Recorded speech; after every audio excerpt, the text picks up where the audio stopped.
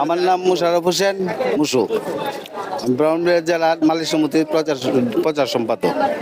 আমাদের এটা দিয়ে যেগুলাই আমরা অনেক প্রশাসনের কাছে আমরা গেছি, প্রশাসনেরা মানে 1 মাস ধরে তাদের সাথে আমরা যাইতে আছে, সারা দিন আছে। একটা গাড়ি গেলে মামলা দিয়া দেয়, মামলা দিলে দেয় 20,000 টাকা, পরবর্তীতে পরের দিন আবার গাড়িটা গেলে আবার 10,000 টাকা দিই। তা আমরা এইভাবে একটা গরিব মানুষ গ্যাস লেয়ার চলি, এটা নিয়ে আমাদের সংসার চলে। এইভাবে শুধু দেখা যায় যে আজকে 10,000 টাকা জরিমানা দিছি, কালকে আবার এটা 10,000 টাকা জরিমানা দেওয়ার লাগে। এইভাবে আমরা পারতাছি না। আমরা কিভাবে কিতা করুম, পরবর্তীতে আমাদের নির্দেশনা আসছে ব্রাহ্মণবাড়িয়া থেকে যে তোমরা ইয়া করো, কর্মবৃত্তি করো। তখন আমরা ব্রাহ্মণবাড়িয়া নির্দেশনা পাওয়ার পরে আমরা কর্মবৃত্তি।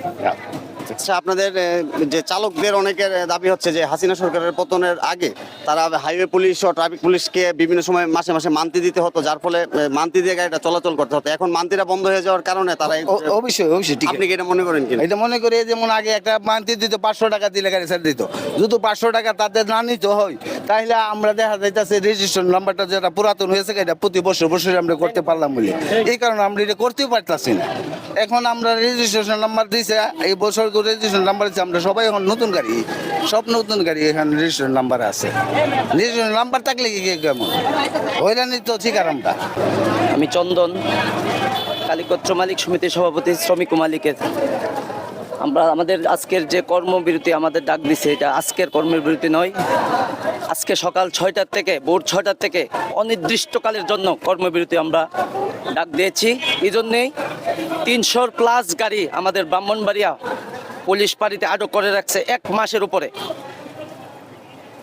তাদের কাছে যে গাড়িটা পুলিশ এবং ট্রাফিক সার্জেন্ট আমরা টাকা দেই, এটা বৈধ হয়ে যায়, আর টাকা না দিলেই এটা অবৈধ। আমি জানি না টাকা দিলে বৈধ আর টাকা না দিলে অবৈধ এটা কেন বলে, বা আমাদের গাড়িটি 1 মাস যাবত কেন গাড়িটি আটকে রাখছে। আসলে আমরা এই জিনিসটা আজও কোনো সুরাহা, আমরা বড় বড় কর্মকর্তার কাছে গিয়েছি, এসপি স্যারের কাছে গিয়েছি, ডিসি স্যারের কাছে গিয়েছি, আমাদেরকে কোনো সিদ্ধান্ত তারা দিতে পারে নাই। তারা আমাদেরকে ড্রাইভার শ্রমিক যারা আছে ছোট্ট পরিসরে একটি লাইসেন্স করার মতো সুযোগ দোক, তারপরে দেখুক আমাদের ড্রাইভারগুলো লাইসেন্স করে কিনা। তাদের মধ্যে তো এই সুযোগটা আমাদেরকে দেয় নাই। আজকে যে গাড়িগুলো আমাদেরকে ব্রাহ্মণবাড়ি আটক করে রেখেছে, এরা যদি 2 মাস আগে আমাদেরকে বলতো এই গাড়িগুলো তোমরা কাগজপত্র কমপ্লিট করে এই গাড়িটা ওটা চালাবা, আমাদের গাড়ি যে লোক 3 লাখ টাকাটা গাড়ি কিনতে পারে 10,000 টাকাটা কাগজও করতে পারবে, ঠিক। আর হঠাৎ করে তারা আজকে বলবে যে তোমাদের গাড়িটি কাগজ কমপ্লিট করে নিয়ে এসো। এই গাড়িগুলো তো আগে মান্তি দিয়ে চলছে। ব্রাহ্মণবাড়িয়া জেলার যে সার্জেন্ট বলেন, টিআই বলেন, ট্রাফিক বলেন, তারা টাকার বিনিময়ে দীর্ঘদিন এই গাড়িগুলা তারা চালাচ্ছে, তারা নেতৃত্বে। কিন্তু আজকে তারা বলতেছে কাগজপত্র কমপ্লিট করে নিয়ে এসো। এটা 1 মাস আগে আমাদেরকে বলুক, আমরা দেখুক যে লোক গাড়ি কিনতে পারে কাগজও কমপ্লিট করতে পারবো, কিন্তু তারা আমাদেরকে এই সময়টুকু এখন দিচ্ছে না।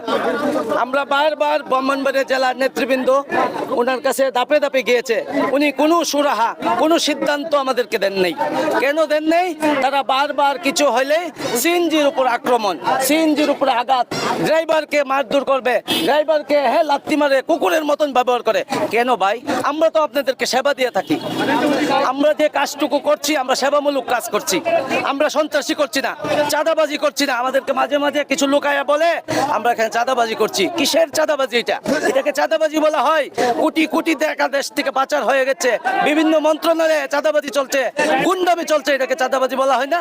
আমার গাড়ির থেকে আমি 20 টাকা আমি নেই আমার রুট পরিচালনা করার জন্য, এটাকে বলা হচ্ছে চাঁদাবাজি। আমরা এগুলার প্রতিবাদ এবং তীব্র নিন্দা জানাচ্ছি। আমরা এক ডাকে আমাদের এগুলার থেকে অপসারণ দিতে হবে। আমরা কিভাবে চলবো তারা আমাদেরকে সিদ্ধান্ত দিবে, আমাদের কর্মসূচি আমরা উঠিয়ে নেব। এই বলে আমার বক্তব্য আমি শেষ করলাম।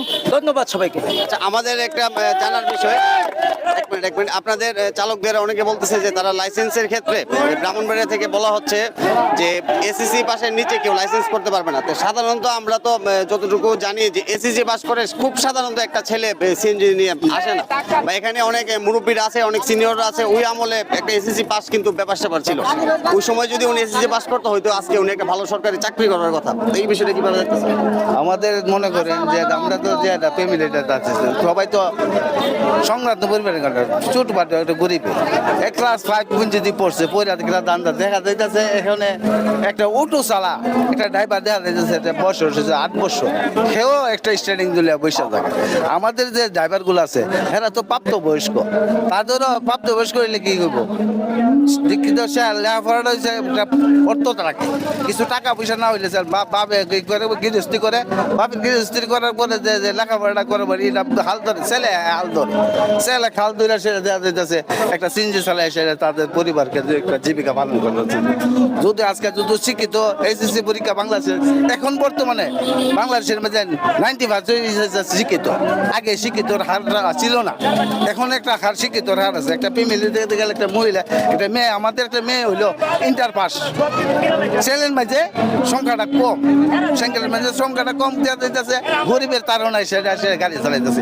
এই ধরনের কারণে আমরা এই খাতটা কম, তার ধরনে মনে করেন এই যে জীবিকা পালনের লেগে জিনিস বাড়ি থেকে 8 পাস তো এখন প্রজন্ম যারা আসতেছে ছেলে সন্তানরা সবাই গার্জেন সবাই আইলেন যে অনন্ত 8 পাস কোন যদি লেখাপড়া করলে একটা কর্মীরা খেতে পারে। এখন আশা করি আমরা দেখা দিতে শিক্ষিত হারটা ভালো। এখন শুধু তাদের আমরা যে লাইসেন্স না দিয়ে একটা রানার কার্ড আমাদের দেয়, তো রানার কার্ডটা দিয়ে আমরা চলতে পারবো। রানার কার্ডের পরবর্তীতে একটা লাইসেন্স থাকে, আমাদের প্রাথমিক একটা রানার কার্ড দেখ, বিআইডি আমাদের একটা রানার কার্ড দিলে আমরা এটা নিয়ে চলি। আর আমাদের যে আছে এখানে রেজিস্ট্রেশন নাম্বার, এখন সব এমন কোনো অনটেস্ট গাড়ি নেই, সব নাম্বার লাগাইছে। তখন নাম্বার লাগাইছে, আমাদের নাম্বার ঠিক আছে, ধরলে আবার প্রশাসনে ধরলে নাম্বার গাড়ি কাগজ দেখলো, কাগজ ঠিক আছে বলে যে তোমার ড্রাইভিং লাইসেন্স করেছে, ড্রাইভিং লাইসেন্স দিলে নে দুর্ঘটনা। যদি বিআইডির মধ্যে উনিরা বড় বড় কর্মকর্তারা যদি তারা আমাদেরকে একটা রানার কার্ড দেওয়া, আমরা একটা উপকারিতা, এই আমার বক্তব্য।